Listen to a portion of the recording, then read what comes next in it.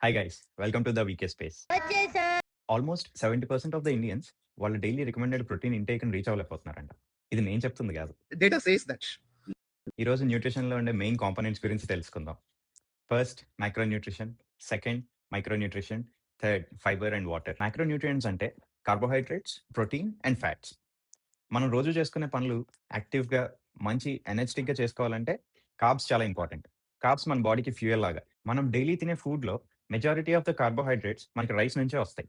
So, రైస్‌ని చాలా బ్యాలెన్స్డ్‌గా తినాలి. కార్బోహైడ్రేట్స్ ఎప్పుడు బాడీకి ప్రాబ్లమ్ కాదు. ఎక్సెసివ్ కార్బోహైడ్రేట్సే problem. Rice, chapati, potato, sweet potato, oats, quinoa ఇలా చెప్పుకుంటూ పోతే కార్బోహైడ్రేట్ సోర్సెస్ చాలా ఉంటాయి. But always stick to basics. Rice, oats, sweet potatoes will do the job. Protein మన మజిల్ రికవరీకి, మజిల్ రిటెన్షన్‌కి చాలా హెల్ప్ చేస్తుంది. డైజెస్ట్ అవ్వడానికి చాలా టైం పడతది. అందుకని హై ప్రోటీన్ మీల్స్ తింటే మీకు తొందరగా ఆకలేయదు. Eggs, paneer, chicken, soya, rajma ఇలా వెజ్ అండ్ నాన్ వెజ్‌లో wide range of protein sources ఉన్నాయి. ఫ్యాట్స్ కూడా చాలా ఇంపార్టెంట్. ఫ్యాట్స్ అనగానే సడెన్‌గా భయపడిపోతారు. కానీ తిన్న తర్వాత ఫ్యాట్‌గా కన్వర్ట్ అయ్యేది ఎప్పుడు బాడీకి హెల్తీ కాదు. ఫ్యాట్స్‌ని కన్జ్యూమ్ చేయడం ఇంపార్టెంట్. నెయ్యి, జీడిపప్పు, బాదం పప్పు ఇంకా నట్స్‌లో చాలా వెరైటీ ఆఫ్ నట్స్ ఉన్నాయి. అవి కూడా ఫ్యాట్ సోర్సెసే. లిమిటెడ్‌గా కన్జ్యూమ్ చేయాలి. మైక్రో న్యూట్రియంట్స్‌లో వైటమిన్స్ అండ్ మినరల్స్ ఉంటాయి.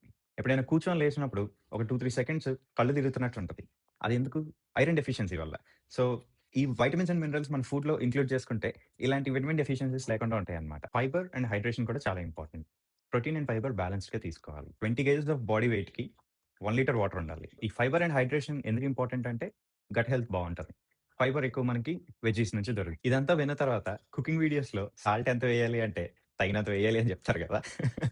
I can understand. So, next వీడియోలో వీటన్నిటిని కలిపితే క్యాలరీస్ వస్తాయి. వాటిల్ని ఎలా మెజర్ చేసుకోవాలి, కాలిక్యులేట్ చేసుకోవాలి, ఎలా మేనేజ్ చేసుకోవాలి అన్న దాని మీద క్లియర్‌గా మాట్లాడుకుందాం. For more such content related to fitness and nutrition, do follow VK space.